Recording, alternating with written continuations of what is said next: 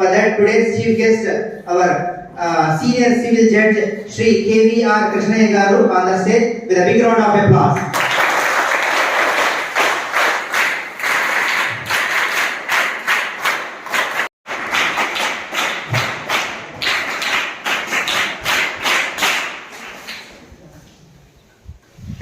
Minority Welfare Officer Rabbani Garu on the stage with a big round of applause. Our Prashanti Madam will honor him with a bouquet.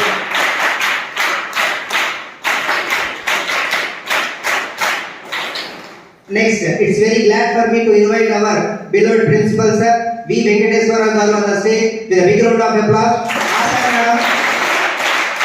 Asha Madam will honor him with a bouquet.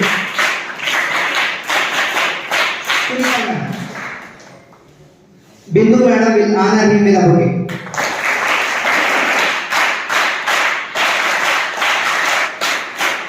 Thank you, Madam. Thank you, sir. Now, it's my privilege to invite C.H. Musalaiya Garu, advocate, with a big round of applause on the stage. Sunita Madam will honor him with a bouquet.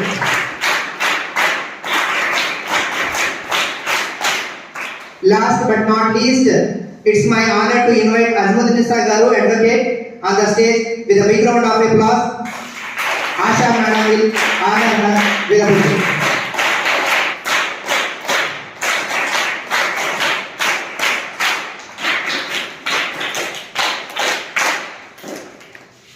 Sir, Madam, these bouquets.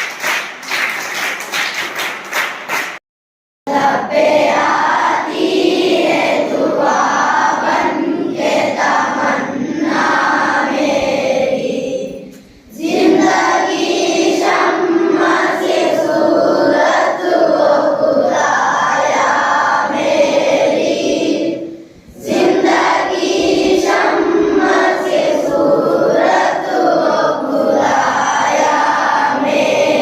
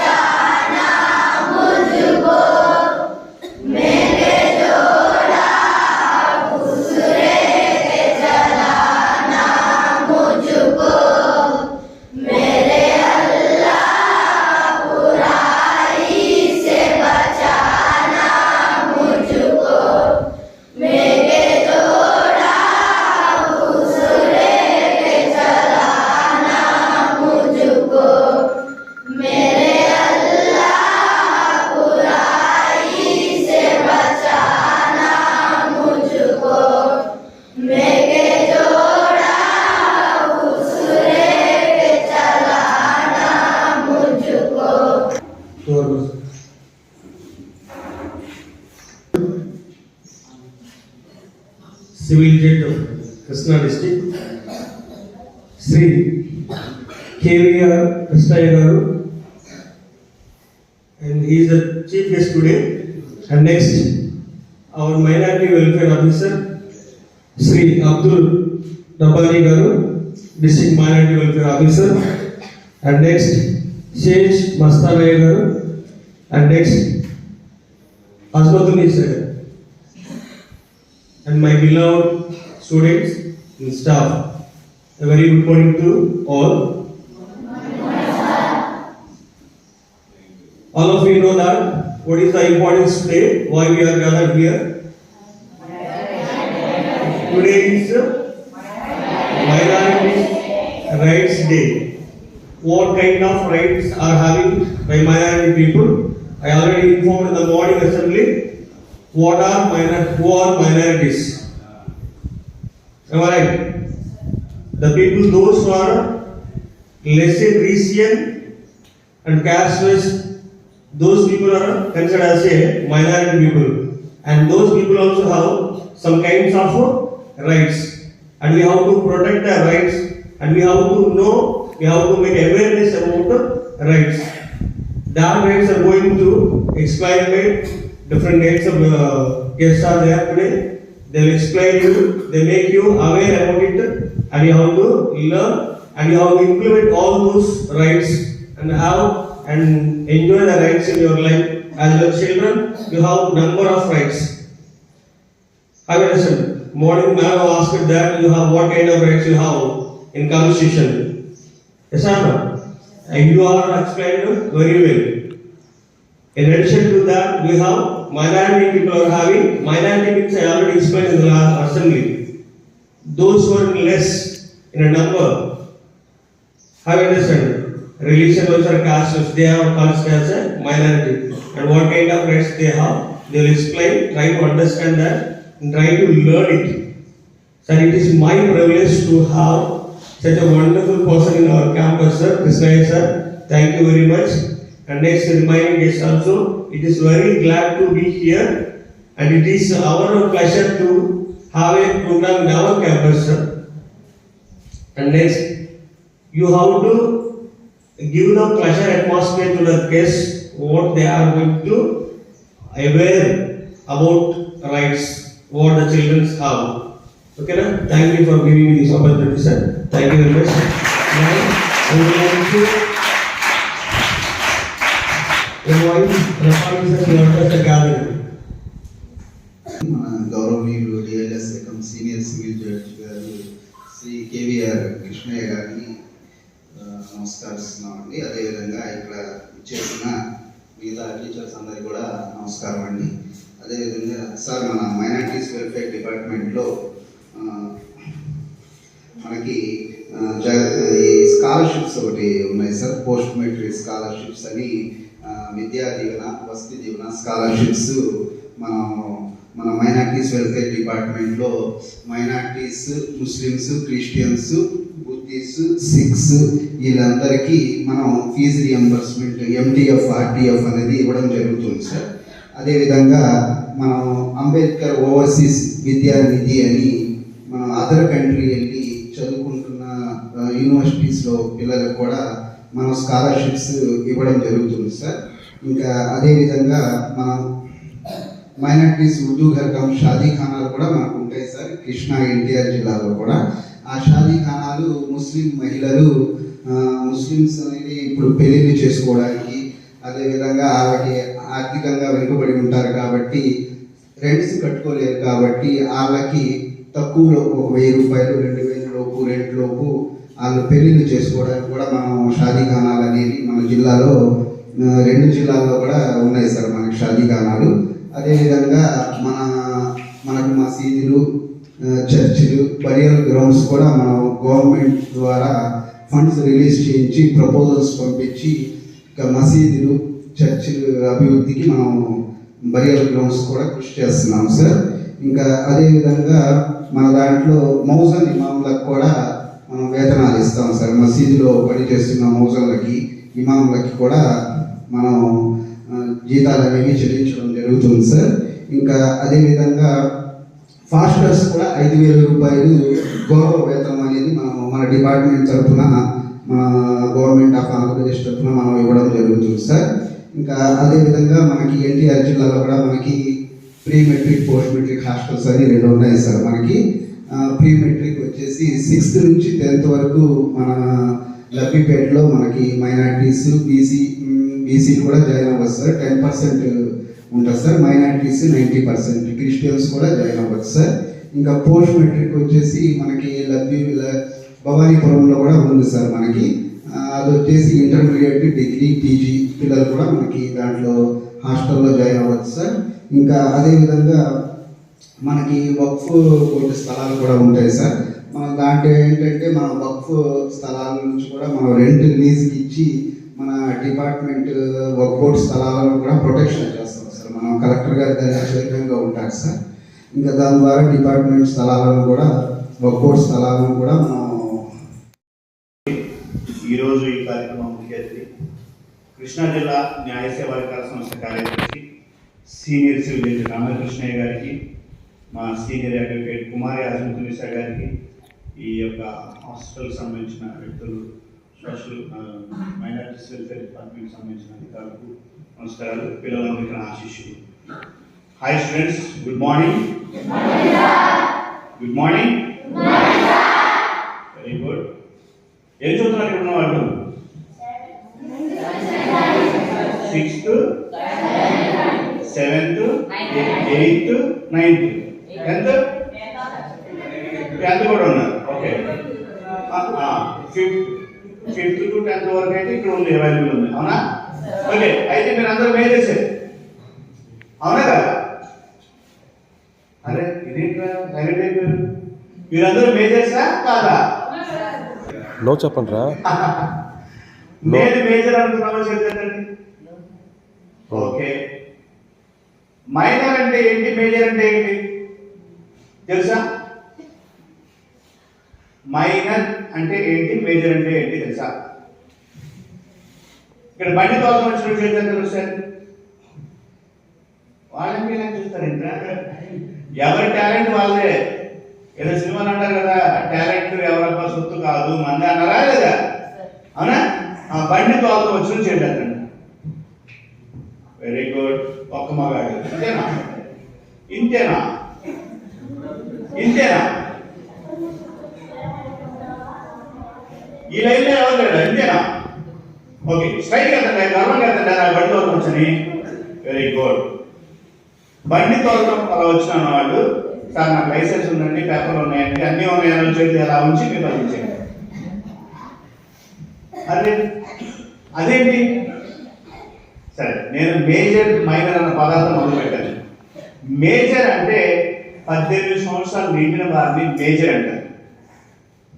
నేను మేజర్ని, నాకు అన్నీ తెలుసు, నేను మేజర్ని, నా ఓటప్ ఉంది, నేను మేజర్ని, పలానా విషయాలు నేను అన్నింటిలో పార్టిసిపేట్ చేయొచ్చు అన్నది మేజర్. మైనర్ అంటే 18 సంవత్సరాల లోపు ఉన్న వాళ్ళని మైనర్ అంటారు. అవునా కదా? ఇప్పుడు చెప్పండి అబ్బాయిలు, మీరు మేజర్లా మైనర్లా? మేజర్లా మైనర్లా? మైనర్లు అన్న వాళ్ళకి కొన్ని పరిమితులు ఉంటాయి. అంటే మైనర్ అంటే చిన్నపిల్లలు అన్నప్పుడు, ఈ చిన్నపిల్లలు అన్నప్పుడు కొన్ని పరిమితులు ఉంటాయి. ఇప్పుడు చెప్పాను చూసారా, నేను బండి తోలుతాను సార్ అన్న వాళ్ళే ఓకే, గ్రౌండ్స్లో వాటిలో నేర్చుకోవచ్చు. కానీ ఆ మైనర్ అన్న వ్యక్తి నాకు బండి వచ్చు కదా అని చెప్పేసి రోడ్డు మీద ట్రాఫిక్లోను మనమే ఒక గుడ్డోళం, మన వెనకాల ఇంకో గుడ్డోడు ఎక్కించుకుని జమ్మని రోడ్డు వెళ్ళిపోవచ్చా? వెళ్ళకూడదు. వెళ్తే ఏమవుతుంది? యాక్సిడెంట్ అవుతుందా? యాక్సిడెంట్ అన్న ప్రమాదం ఒకటే. అమ్మా పోలీసులు పట్టుకుంటారు. లేదు మన అంటే బయట ఉన్నారు, అయినా పట్టుకోరు, చెప్తారు మన హాస్పిటల్ వెళ్తామని సార్ వదిలేస్తారు. వదిలేస్తారా? ఇక్కడ మైనర్ అన్నవాళ్ళు, చిన్నపిల్లలు అన్నవాళ్ళు బండి తోలి ఏదైనా ప్రమాదం, ఇప్పుడు సపోజ్ నేనున్నాను, ఎదురుకుండా గేదెలు వస్తున్నాయో బళ్ళు వస్తున్నాయో ఏదైనా అవకాశాలు వస్తే బండి కదా ఆపేస్తాను. ఆపుకోలు కంట్రోల్ చేసే కెపాసిటీ ఉంటుందా లేదా? కాళ్ళు ఆపుకోగలవు, అది ఎదురుకుండా వచ్చే వెహికల్ ఎలా వస్తుంది, ఎటు తప్పించుకోవాలని నా బ్రెయిన్ పనిచేస్తుంది, ఏదైనా నేను చేయగలుగుతాను.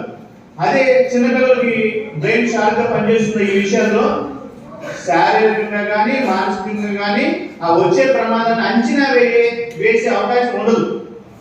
కాబట్టి చిన్న పిల్లలు బండి తోలకూడదు. సరే సార్ మైనర్లు అంటున్నారు, మైనర్లు బండి తోలితే ఏమవుతుంది సార్ అంటారు. డౌట్ వచ్చినా డౌట్ రావాలి.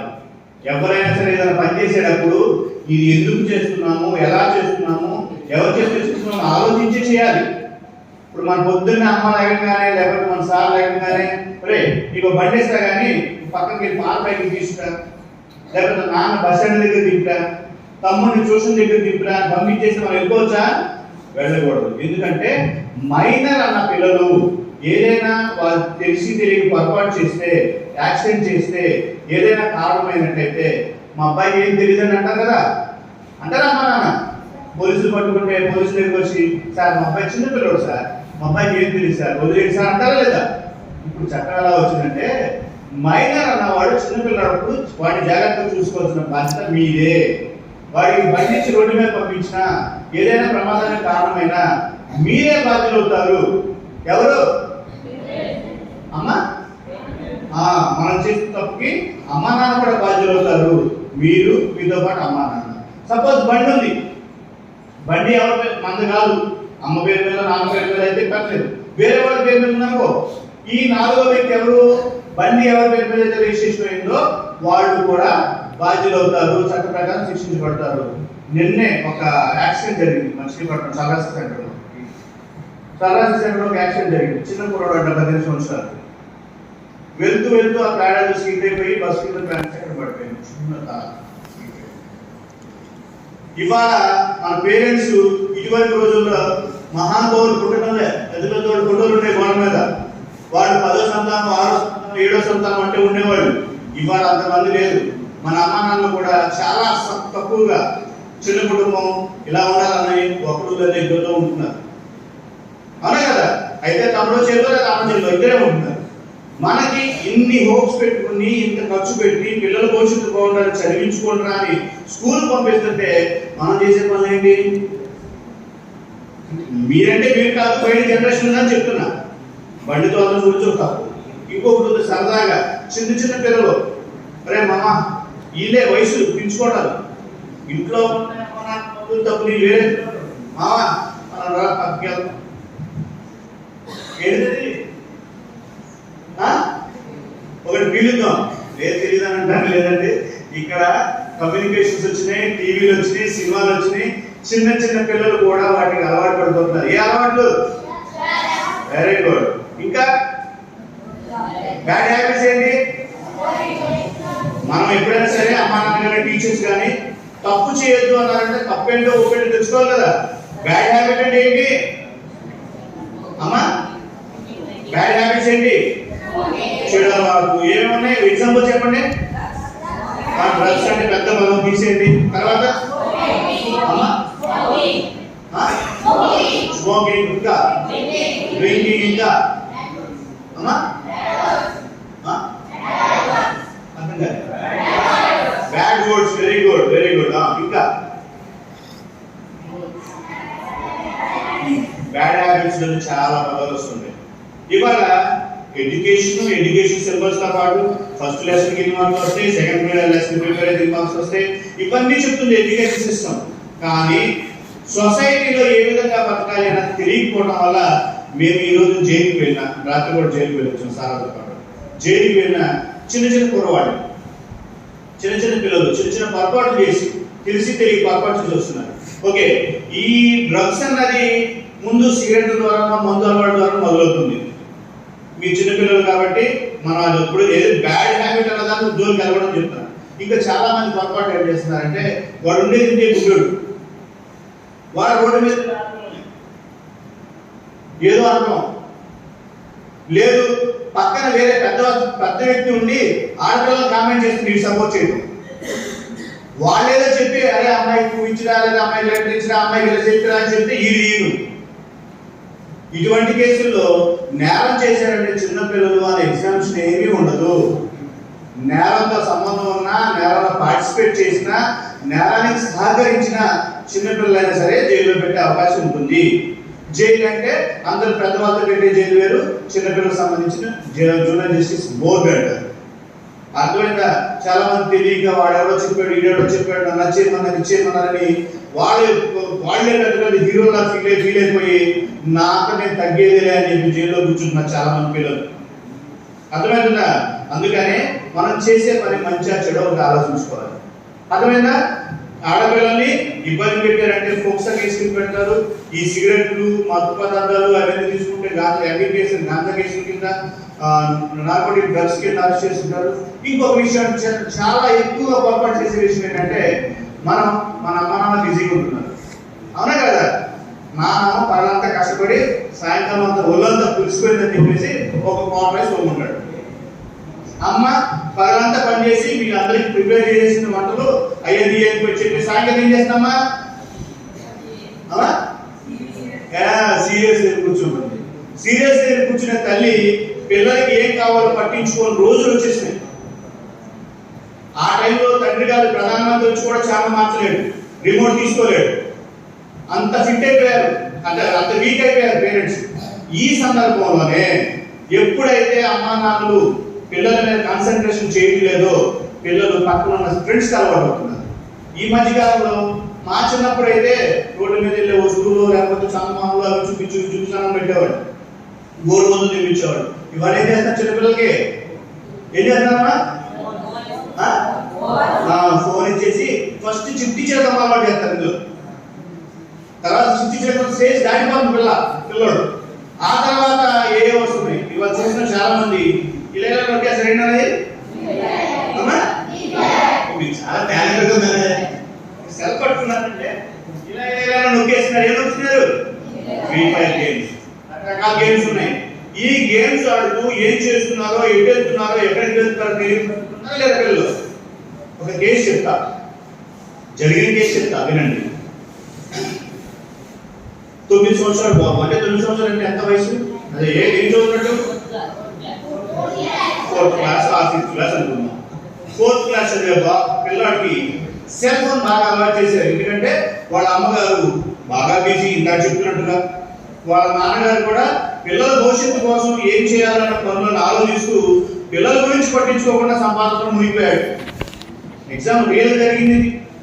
వాళ్ళ నాన్నేమో పిల్లల భవిష్యత్తు కోసం పిల్లల కోసం సంపాదించాలని ఇంటిపై బయట పెట్టిపోయి సంపాదించడం, తల్లి ఏమో వాళ్ళు పిల్లలు పట్టించుకునే స్థాయి కెపాసిటీ దాటిపోయి పిల్లవాడికి ఏదో అంటే ఖాళీ ఉండి ఏదో పెడతారు, అది వండి పెట్టు, ఇది వండి పెట్టు, అది కొని పెట్టి, ఇది కొని పెట్టి అంటారని ఒక సెల్ ఫోన్ కొని ఇచ్చేసారు పిల్లవాడికి. ఎవరికి? ఈ 9 సంవత్సరాల బాబుకి. ఈ 9 సంవత్సరాల బాబుకి సెల్ ఫోన్ ఇచ్చేటప్పటికి ఈ సెల్ ఫోన్ బాగా అలవాటు పడిపోయాడు. సరదాగా ఫస్ట్ ఏమో చిన్న చిన్న కామెడీస్ చూస్తుండేవాడు. ఈ కామెడీస్ చూస్తూ ఉంటూ అలా కాకుండా తర్వాత సినిమా చూడటం, వేరే ఫ్రెండ్స్ అంటే పెద్దవాళ్ళు దగ్గరికి ఫోటోలు ఏమంటారు, ఒరే ఫోటో నీ ఫోన్ ఇచ్చుకో, పలానా వీడియో వచ్చి లేదు పలానా ఫోటోస్ ఇమేజ్ చూడమని చెప్పి అలవాటు చేశారు. ఇట్లా అలవాటు అయిపోయిన తర్వాత వాడికి ఎలా ఉందంటే ఇక రోజు పొద్దున్న లేకుండానే అన్నయ్య దగ్గరికి వెళ్ళాలి, లేదా అందులో దగ్గరికి వెళ్ళాలి. వాడు ఏదో వీడియోలు పెడతారు, ఫోటోలు పెడతారు, నేను చూడాలన్న ఆలోచన వచ్చేసింది. వచ్చేసిన తర్వాత ఈ ఫేస్బుక్ లో ఒక వ్యక్తితో పరిచయమైంది. ఈ ఫేస్బుక్ లో ఒక వ్యక్తితో పరిచయమైన తర్వాత వీడు ఏం చేశాడంటే ఏదైతే కొన్ని ఫొటోస్ ఈ వీడియోస్ పంపించడం, ఎవరో ఆ పెద్దలు ఫ్రెండ్ రిక్వెస్ట్ పెడితే యాక్సెప్ట్ చేశాడు, పంపించడం బాగా అలవాటు చేశాడు. అతను మార్నింగ్ వేసిన తర్వాత ఏదైనా వీడియో పంపించకపోయినా ఫోటో పంపించకపోయినా వాటితో కాల్ చేసి సార్ నాకు ఎందుకు పంపించలేదు, అందులో నాకు ఎందుకు పంపించలేదు అన్న వీక్నెస్ వచ్చేసాడు అన్నమాట. ఈ విధంగా వీక్నెస్ వచ్చేసిన వ్యక్తి ఎప్పుడైతే అతను పంపించిన ఆపేశాడో కొంతకాలం అలవాటు చేసి ఫోటోలు వీడియో పంపించిన ఆపేశాడు. అసభ్యకరమైన ఫోటోలు వీడియోలు ఆపేసేటప్పటికి ఇతను ఫోన్ చేసి అడిగాడు, అంకుల్ నాకు పలానా వీడియోలు పంపించలేదు, ఎందుకు పంపించలేదంటే ఒరే నా దగ్గర ఉన్నాయని అయిపోయిందిరా, నీకు అన్ని పంపించేశాను, నీ దగ్గర ఏమైనా ఉంటే పంపిస్తే దానికి తోడు ఇంకోటి పంపిస్తాను అన్నాడు. ఇతని దగ్గర ఏమంటే వీడియోలు ఏముండవు కదా, చిన్నపిల్లాడు కదా అని అలా ఉండేటప్పటికి ఏమంటున్నాడంటే వీళ్ళు ఆలోచన వచ్చేసి నేను ఏదైనా వీడియో పంపిస్తారు కదా అని వాళ్ళ అమ్మ నాన్న బెడ్రూమ్ లో ఉంటే ఈ సెల్ ఫోన్ అక్కడ పెట్టి వీడియో తీసి ఆ వీడియో అక్కడ పంపించాడు. తప్పేనది? ఆ తప్పు పని చేశాడు. ఈ వీడియో పంపించేటప్పటికి అతను ఏం చేశాడు, వీళ్ళ ఫోన్ నెంబర్ ద్వారా కాంటాక్ట్ నెంబర్స్ ఉంటాయి కదా, తల్లిదండ్రులు వాళ్ళంతా ఇది ఒక టీం అన్నమాట. వాడు ఏం చేశాడంటే వాళ్ళ అమ్మ నెంబర్ వాళ్ళ నాన్న నెంబరు తీసుకుని బ్లాక్మెయిల్ చేయడం మొదలుపెట్టాడు. అతను బెంగళూరులో ఉన్నాడట, ఇతను మన ఏపీలో. వాడు ఏం చేశాడు, బెంగళూరు నుంచి ఫోన్ చేసి మీరు నాకు 10 లక్షలు పంపించండి, 10 లక్షలు పంపిస్తే మీ వీడియో నా దగ్గర ఒకటి ఉంది, నేను అది నెట్లో పెట్టను, లేదంటే నెట్లో పెట్టేస్తాను బ్లాక్మెయిల్ చేశాడు. ఈ విషయం ఈ పిల్లడికి తెలియదు. వాళ్ళ అమ్మానాల్లో ఆలోచిస్తూ ఎవరు పోలీస్ డిపార్ట్మెంట్ సంప్రదిస్తే ఈ పోలీస్ డిపార్ట్మెంట్ వాళ్ళు ఆ ఫోన్ నెంబర్ చేసి దాన్ని ట్రేస్ అవుట్ చేసి అతను బెంగళూరులో ఉన్నవాడిని పట్టుకొచ్చారు. పట్టుకొచ్చి ఒరే ఇంట్లో ఉన్నప్పుడు ఈ వీడియో ఫోటోస్ మీకు ఎట్లా వచ్చినాయిరా ఏంట్రా అంటే వాళ్ళ అబ్బాయి పంపించాడండి అని చెప్పాడు. ఇలా చేస్తారన్న పిల్లడు తెలుసా, తెలియదు. ఇలా మీ అబ్బాయి పంపించాడు అనేటప్పటికి వాడు మందలిస్తే మా అబ్బాయి ఇట్లా అయిపోయింది అంటే అప్పుడు తల్లిదండ్రులు రియలైజ్ అయ్యారంట, మా పిల్లవాడితో మేము టైం స్పెండ్ చేయలేదు, మా పిల్లవాడికి ఫోన్ నుంచి అలవాటు చేసాము, ఈ ఫోన్లో వాడు ఏం చూస్తున్నాడో ఏం చేస్తున్నాడో మాకు తెలియదు, కాబట్టి వాడు ఈ విధంగా తప్పుదారి పట్టేశాడు నా ఆలోచన. అప్పుడు బాధపడితే పోలీసు తరహాలో వాడిని ట్రీట్మెంట్ చేస్తే మిగతా అంటే వాడి ఉద్దేశం ఏంటి, మిగతా వాళ్ళందరినీ కూడా ఇదే విధంగా ట్యాప్ చేస్తూ చిన్న పిల్లలను టార్గెట్ చేసి చేస్తున్నారు అన్నమాట. కాబట్టి మనం సెల్ ఫోన్ ఉపయోగించేటప్పుడు ఎవరిని యాక్సెప్ట్ చేస్తున్నాము, ఎవరికి ఫ్రెండ్ రిక్వెస్ట్ పెడుతున్నాము, ఎవరితో చాట్ చేస్తున్నాము, ఎవరితో మాట్లాడుతున్నాము, ఎవరితో గేమ్స్ ఆడుతున్నాము. ఈ మధ్య చూస్తే గేమ్స్ ఎలా ఉంటున్నాయి, ఆడు ఆడుతాను అంటాడు, పిచ్చే అంటాడు, ఎక్కడి నుంచి కొట్టే అంటాడు, వేసే అంటాడు, గట్టిగా వేసే అంటాడు. నలుగురు కూర్చుని ఆడుకుని సరదాగా మాట్లాడుకునే ఫ్రెండ్షిప్ ఇవ్వాలి లేదు. ఈ ఇంటికి వెళ్ళిపోగానే అదే సెల్ ఫోన్ తీసుకుని గేమ్లోకి రారా అంటాడు. ఈ సెల్ ఫోన్ వల్ల ఇంత బ్యాడ్ హ్యాబిట్స్ ఉంటున్నాయి, ఇంత చెడు ఉంటుంది, ఎవరేం చేస్తున్నారో ఎవరేం చూస్తున్నారో తెలియట్లేదు. కాబట్టి మీరు మీ తల్లిదండ్రుల మాట వింటూ తల్లిదండ్రుల సంరక్షణలోనో మీకు ఏదైనా ప్రాబ్లం వస్తే టీచర్స్తో చెప్పి మంచిగా ఉండాలని తప్పించి ఏదో బయటే ఫోటో వీడియోలు వచ్చేసినాయి అంటారే సైబర్ క్రైమ్ కింద చిన్నపిల్లలైనా సరే వాళ్ళని కష్టంలో తీసుకుంటారు. అర్థమవుతుందా? సెల్ ఫోన్ జాగ్రత్త వాడతారు. మరి సెల్ ఫోన్ అసలు వాడరా? వాడనా చేద్దానే. Very good. ఓకే, మీరు వాడము అని అనుకుంటే మంచికి సంబంధించి ఏదైనా వాళ్ళు ఏదో ప్రాజెక్ట్ పెట్టో సిలబస్ పెట్టో గూగుల్ సంబంధించి ఏదైనా చూసుకోవాలి తప్పించి వేరే అబ్యూజ్డ్ వీడియోస్ ఫోటోస్ జోలికి వెళ్ళకూడదు. ఇందాక చెప్తున్న బ్యాడ్ హ్యాబిట్స్ అని చెప్పారు చూసారా, ఆ బ్యాడ్ హ్యాబిట్స్ చెప్పారు. ఇప్పుడు మీరు క్లాప్స్ ఎంత చక్క కొట్టారు, ఇందాక దువా చేశారు, ఎంత చక్కగా చేశారు. ప్రతిరోజు మనం అలా అనుకోవాలి, నేను ఈ గుడ్ హ్యాబిట్స్ తో ఉండాలి, ఈ గుడ్ హ్యాబిట్స్ చేయాలి, ఈ తప్పు చేయకూడదు, ఈ పొరపాటు చేయకూడదు మనకి మనం అనుకుంటే మీకు ఎవరు అవసరం లేదు, మీరందరూ మీరే అబ్దుల్ కలాం అంత స్థాయికి వెళ్తారు. ఓకేనా? Very good. అందరికీ నాకు ఈ అవకాశం ఇచ్చిన న్యాయ సేవా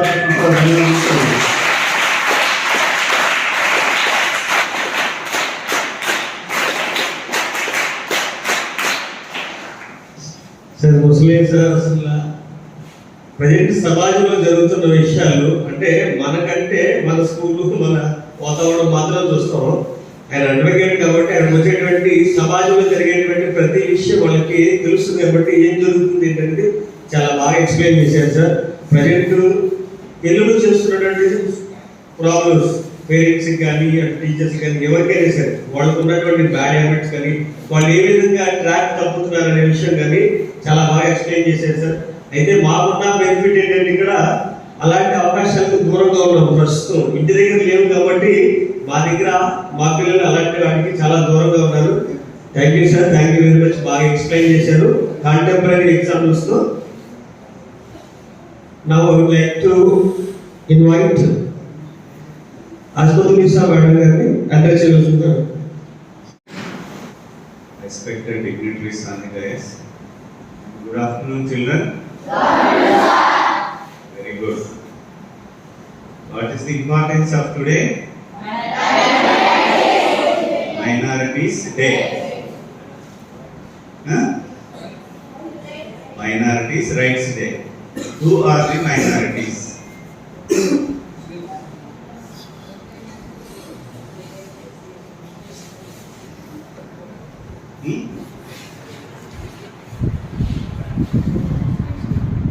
Muslims.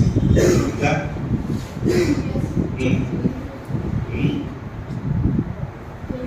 Yeah.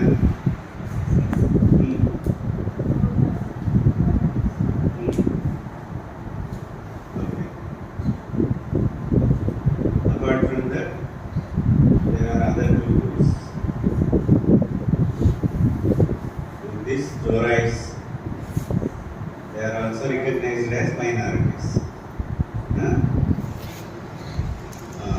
why we are celebrating Minorities Rights Day in India? Anyone? Okay, leave it.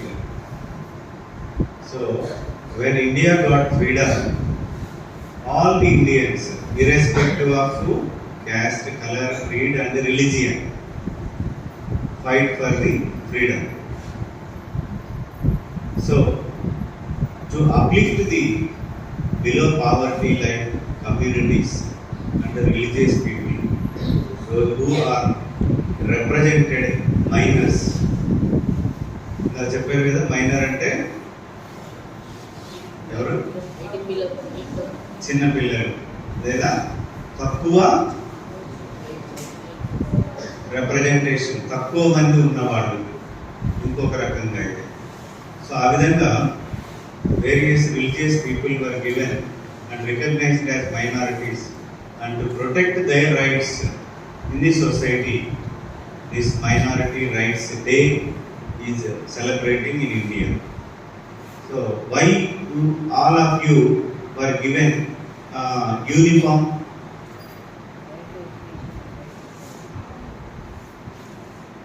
మీకు అందరికీ యూనిఫామ్ అనేది ఎందుకు ఇచ్చారు? All are equal. Moreover, several religious people are here. అవునా కాదు? మీలో చాలా మంది ముస్లిమ్స్ ఉన్నారు, అదర్ కమ్యూనిటీస్ వాళ్ళు కూడా ఉన్నారు. కానీ విద్యా సంస్థకు వచ్చినప్పుడు మనందరం ఒకటే. ఫ్రీడమ్ ఆఫ్ రిలీజియస్ అనేది ఏంటది? ఫండమెంటల్ రైట్స్ ఏంటి? What are the fundamental rights?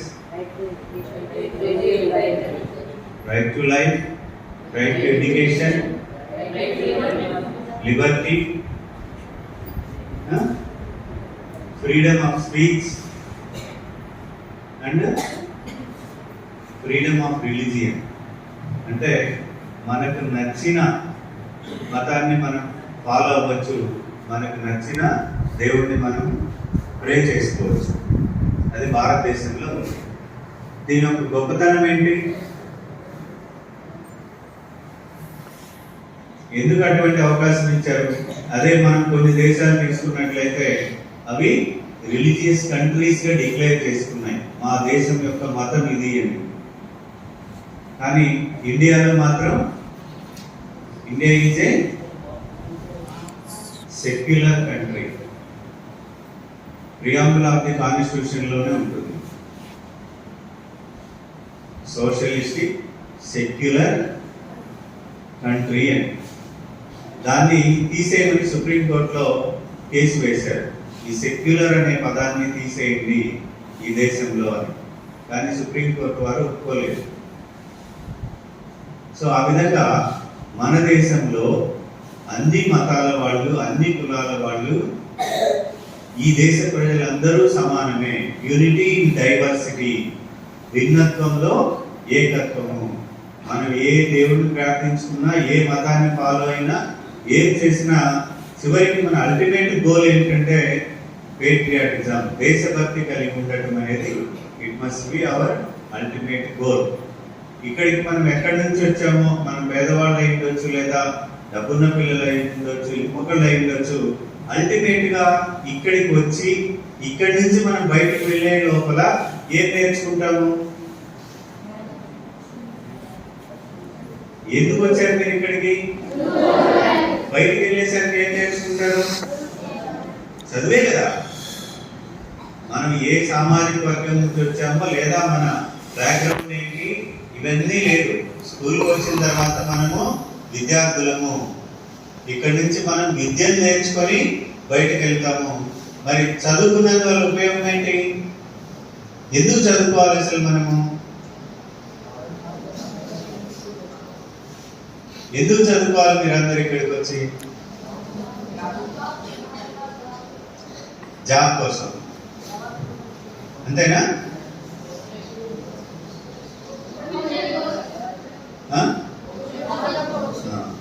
రేపటి భవిష్యత్తు కోసం.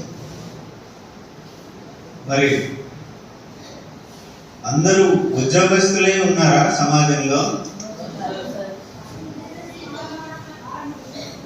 చదువుకోవడం వల్ల విజ్ఞానం, విద్య వల్ల విజ్ఞానం వస్తుంది. ఏది మంచి ఏది చెడు అని ఇందాక చెప్పారు. బ్యాడ్ వర్డ్స్ అని చెప్పేసి అది ఇది మంచి ఇది చెడు అనేది మనకు ఎలా తెలుస్తుంది? చదువుకుంటేనే వస్తుంది. విద్య నుంచి విజ్ఞానం వస్తుంది. విజ్ఞానం వల్ల వినయము, విధేయత, మంచి చెడు అనేవి తెలుస్తాయి. ఏ పని మనం చేయాలి, ఏ పని మనం చేయకూడదు అనేది. రోడ్డు మీద వెళ్ళేటప్పుడు మోటార్ వెహికల్స్ యాక్ట్ ఏం చెప్తుంది? లైసెన్స్ కలిగి ఉండాలి, లేదా కొన్ని రూల్స్ ఉంటాయి, ఎడమ వైపున వెళ్ళాలి అని. అది ఫాలో అవ్వాలి కదా. ఆ రూల్ తెలవాలంటే మనకు జ్ఞానం ఉండాలి. ఆ జ్ఞానమే చదువు అన్నారు. వాళ్ళు పాటిస్తున్నారు, ఇది మంచిది, ఇది మనం పాటించాలి, ఇలాంటివి తెలవాలంటే విజ్ఞానం అనేది అవసరము. సో ఈ విధంగా మీ అందరికీ ఒక దేశం యొక్క గొప్పతనాన్ని తెలుసుకోవాలంటే ఏం చూసి ఆ దేశం గొప్పదంటారు? ఇప్పుడు అమెరికాని మనం గొప్పది అంటున్నామా లేదా? జపాన్ మీద అప్పుడు మొదటి ప్రపంచ యుద్ధంలో అణుబాంబులు వేశారు. హిరోషిమా నాగసాకి మీద అణుబాంబులు వేశారు. అణుబాంబు వేయడంతో అక్కడ మొత్తం ధ్వంసం అయిపోయింది. తర్వాత దాదాపు 2-3 జనరేషన్స్ వరకు, అంటే 2-3 తరాల వరకు దాని యొక్క ప్రభావము అక్కడ ఉన్న మనుషుల మీద, అక్కడ పుట్టిన వాళ్ళ మీద ఆ ప్రభావం చూపుతుంది. అంటే వాళ్ళ బుద్ధి మందగించడం, శరీర అవయవ లోపము, ఇలా ఇంటలెక్చువల్ డిజబిలిటీ. సో కానీ ఈరోజు జపాన్ ప్రపంచంలో ఏంటి, ఏ టెక్నాలజీ వచ్చేసరికి మనం జపాన్ టెక్నాలజీ అంటారు.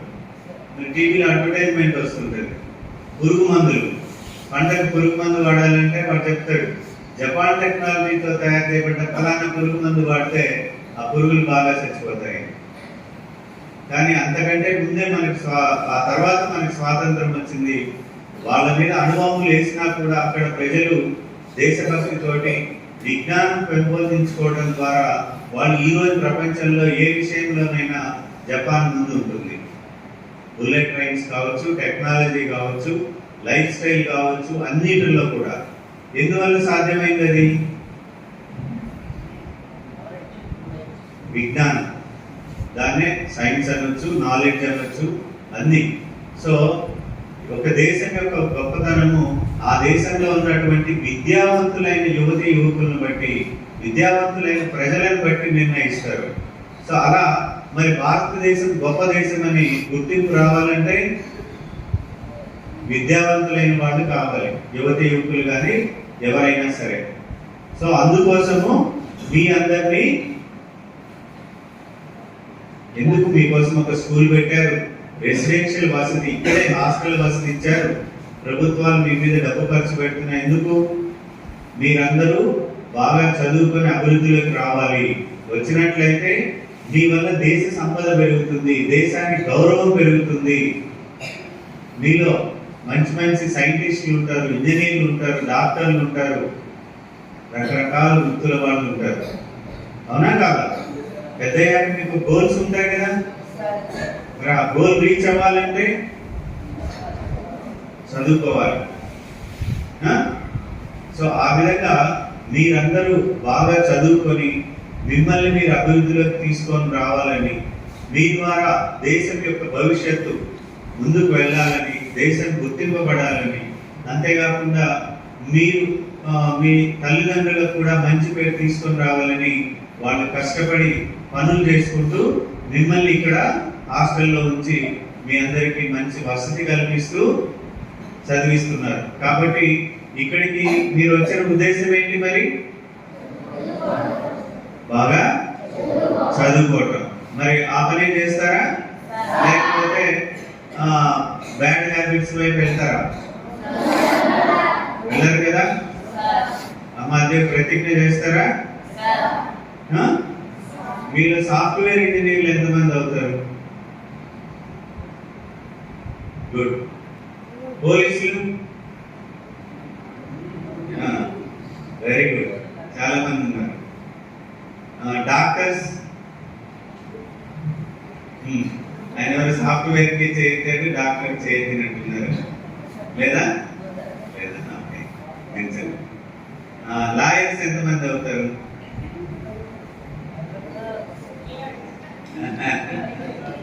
ఉన్నారు, దించండి. మెకానిక్స్?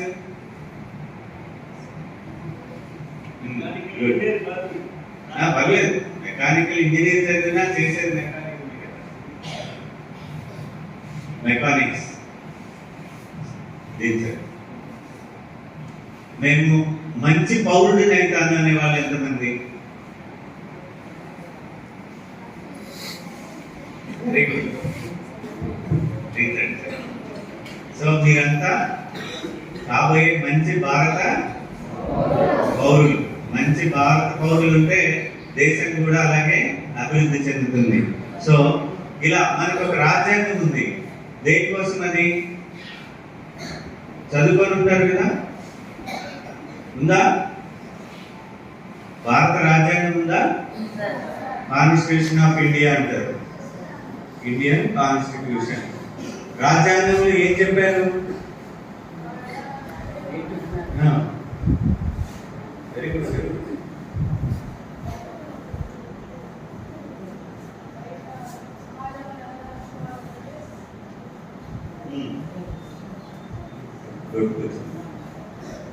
రాజ్యాంగము అనేది ఒక గ్రంథం, పరిపాలనకు సంబంధించి దేశ ప్రజల్ని ఎలా పరిపాలించాలి, వాళ్ళకి ఏమేమి హక్కులు ఉంటాయి, ఆ హక్కుల్ని ఎలా పరిరక్షించాలి, లేదా బాధ్యతలు ఏంటి, ప్రజల పౌరుల యొక్క బాధ్యతలు ఏంటి. కేవలం హక్కులే కాదు, మనకి బాధ్యతలు కూడా ఉన్నాయి. ఆ హక్కుల్లో ఇందాక చెప్పినట్లుగా రైట్ టు ఎడ్యుకేషన్, 6 సంవత్సరాల నుంచి 14 సంవత్సరాల పిల్లలందరికీ ఉచితంగా నిర్బంధించైన విద్యను కల్పించాలి. విద్య నేర్చుకునే హక్కు అటువంటి పిల్లలకు ఉంది. అందుకోసమే బాల కార్మిక నిర్మూలన అనే చట్టం ఉంది. చదువుకునే ఆ ఈడు పిల్లలు ఎవరు పనుల్లోకి వెళ్ళకూడదు. అందుకోసమే హాస్టల్స్ పెట్టి మరి వాళ్ళని చదివించాలని కృషి చేస్తున్నారు. సో మీ వయసు వాళ్ళ పిల్లలు ఎవరైనా ఊర్లలో చదువుకోకుండా ఉంటే వాళ్ళని స్కూలుకు చేర్పించాల్సిన బాధ్యత మీదే. వాళ్ళ తల్లిదండ్రులకి చెప్పాలి, ఈ ఏజ్లో పిల్లల్ని స్కూల్కి పంపించాలి, వాళ్ళని పనికి పంపించకూడదు. ఇక్కడ హాస్టల్ వసతి కూడా ఉంది కదా. సో అలా వాళ్ళని ఎడ్యుకేట్ చేయాలి. మీరు పేరెంట్స్ని ఎడ్యుకేట్ చేసి బడిఈడి పిల్లల్ని బడికి పంపిద్దాం. దానివల్ల కుటుంబానికి ఉపయోగము, దేశానికి ఉపయోగం. పనికి పంపించారనుకోండి, వాడి 30 ఏళ్ల వరకు శరీరం బాగా దృఢంగా ఉంటుంది కాబట్టి పని చేస్తాడు. తర్వాత పని చేయలేడు, సామర్థ్యం తగ్గిపోతుంది. సో ఆ విధంగా వాళ్ళని ఎడ్యుకేట్ చేసి పిల్లల్ని, ఆ 7 పిల్లల్ని చదువు కోసమే వినియోగించాలి.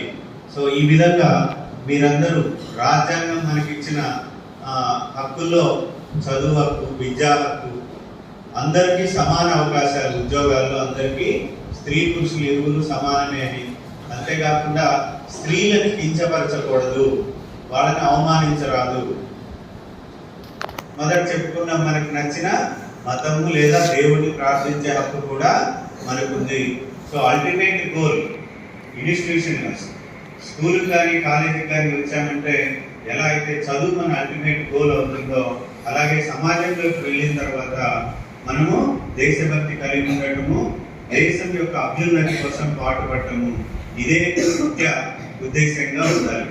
సో మీరందరూ మహా కష్టపడితే మీరు ఎన్ని సంవత్సరాలు కష్టపడతారు?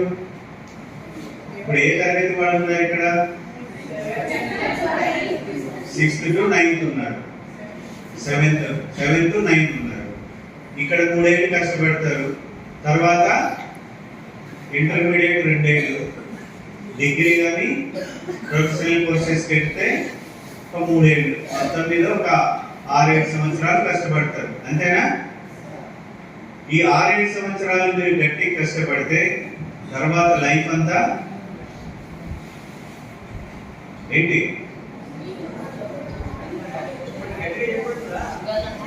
హ్యాపీగా లీడ్ చేయొచ్చు. అదేదో సినిమాలో వాళ్ళ నాన్నగారు హీరోని చదువుకోరంటే చదువుకొని ఏం చేయాలి, ఉద్యోగం చేయాలి, ఉద్యోగం చేసి ఏం చేయాలి, కాళ్ళ మీద కాలు వేసుకొని కూర్చోవచ్చు. ఇప్పుడు నేనేం చేస్తున్నా అదే కదా అంటాడు. వాళ్ళ నాన్న సంపాదించి పెడుతున్నాడు కాబట్టి వాడు కాళ్ళ మీద కాలు వేసుకొని కూర్చున్నాడు. అదే లేదనుకో ఏంటి పరిస్థితి, కాళ్ళ మీద కాలు వేసుకొని కూర్చున్నాడు, కాళ్ళు వస్తాయి. అంతేనా కాదా? సపోజ్ చదువు రాదు, ఏదైనా ఒక వ్యాపారం పెడతారు, వచ్చిన కస్టమరు ఎంత లెక్కించాడో తెలియదు, దానికి మళ్ళీ ఇంకొకటి పెట్టుకోవాలి చదువుకున్నాడు. సో అలా కాకుండా చదువు అనేది మనకు చాలా విషయాల్లో జీవిత పాఠాలు నేర్పిస్తుంది. కాబట్టి మీరందరూ ఇంకా 7th, 8th, 9th కాబట్టి ఖచ్చితంగా ఈ 7 సంవత్సరాలు టార్గెట్ పెట్టుకోండి, ఒక లక్ష్యాన్ని పెట్టుకోండి. నేను ఫలానా అవ్వాలి, దాని వైపు ఏం చదవాలి, ఎలా చదవాలి ప్లాన్ చేసుకొని శ్రద్ధగా చదువుకోండి. అప్పుడే మీరు అనుకున్న గోల్ను సాధించగలుగుతారు. సో ఈ విధంగా మనము ఎప్పుడైతే కష్టపడి పైకి వస్తారో, ఒక గోల్ రీచ్ అవుతారో, ఆటోమేటిక్గా సక్సెస్ అనేది మీ వెనకాల ఫాలో అవుతుంది. మీరేం ఎవరి వెనకాల ఫాలో అవ్వాల్సిన అవసరం లేదు. చేస్తారా అలాగా? సో మీరందరూ అనుకున్న గోల్స్ రీచ్ అవ్వాలని, ముందు మంచి పౌరులుగా ఎదుగుతామని హామీ ఇచ్చారు. అలా మంచి పౌరులుగా ఎదగాలని కోరుకుంటూ మీ అందరికీ మరొకసారి గుడ్ విషెస్ చెప్తూ ముగిస్తున్నాను.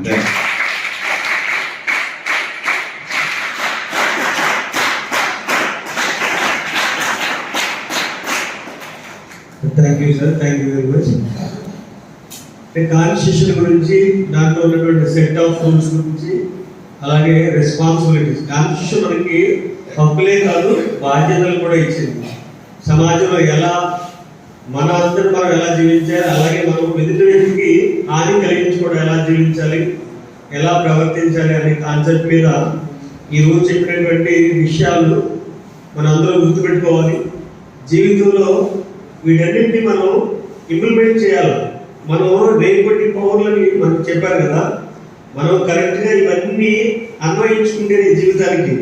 ఎప్పుడైతే ఈ విషయాలన్నీ గుర్తుపెట్టుకొని మనం ఎలా ఉండాలి, భార్యాభర్తలకు దూరంగా ఉండాలి, అబ్యూసింగ్కి దూరంగా ఉండాలి, ఎప్పుడైతే మనందరం మనం అనుకుంటామో అప్పుడే నిజమైనటువంటి పౌరుడి కింద నువ్వు తయారవుతావు. ప్రతిరోజు మేము అసెంబ్లీలు అదే చెప్తారు, టీచర్స్ అదే చెప్తారు, అలాగే మంచి మోడల్ స్టోరీస్ చెప్తున్నారా లేదా? ఎవరు చెప్పినా, ఏ టెస్ట్ వచ్చినా, మనకి ఏం చెప్పినా విద్యార్థుల్ని మంచి భారత పౌరులుగా తయారు చేయనటువంటి ఆకాంక్షతోనే వస్తారు. అలా మారాలనే కోరుకుంటారు. మీరందరూ కూడా ఈ అవకాశాన్ని సద్వినియోగం చేసుకుని మంచి పౌరులుగా ఎదుగుతారని మేమందరూ ఆశిస్తూ ఈ కార్యక్రమాన్ని మన స్కూల్లో ఏర్పాటు చేసినటువంటి రబ్బానీ సార్కి, అలాగే ఈ కార్యక్రమానికి ముఖ్య అతిథిగా చేసినటువంటి సీనియర్ స్టూడెంట్స్ కేవీఆర్ కృష్ణయ్య సార్కి మరొకసారి హృదయపూర్వక ధన్యవాదాలు తెలియజేస్తూ,